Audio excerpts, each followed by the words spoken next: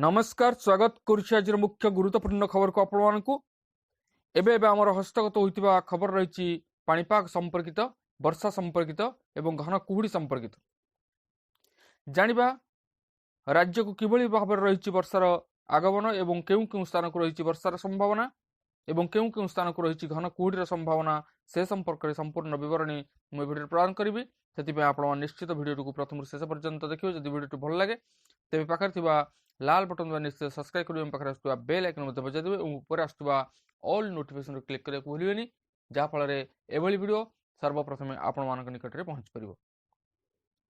तेज आसतु जाना आज वर्षा संपर्कित विशेष गुरुत्वपूर्ण सूचना को आउ दिनक पर राज्य में बदल पाग आसंता 17 तारिख रु वर्षार संभावना रही।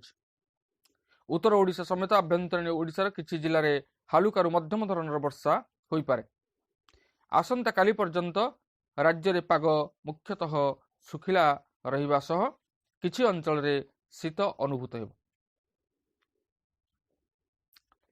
17 तारिख बेलकु राज्य में पश्चिमा झड़ सक्रिय हेबार संभावना रहिथिबारु वर्षा हेबो बोली आकलन करिछि आंचलिक पाणीपाग विज्ञान केन्द्र।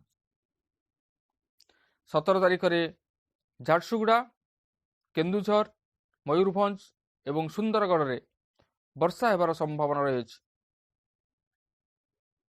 18 तारिख में अधिकांश स्थान में पाग कोहला रहिबा सह झारसुगुड़ा संबलपुर बरगढ़ देवगढ़ अनुगुल ढेंकानाल भद्रक बालेश्वर केन्दुझर मयूरभंज एवं सुंदरगढ़ में हालुकारु मध्यम धरणर वर्षा नहीं आकलन करिछि पाणीपाग विभाग।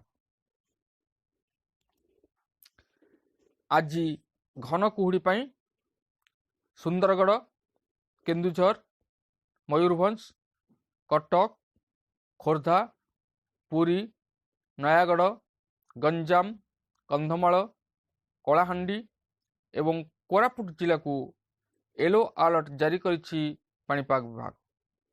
यही सबु जिले में 50 मीटर रु 200 मीटर पर्यंत दृश्यमान दूरता रहिबो।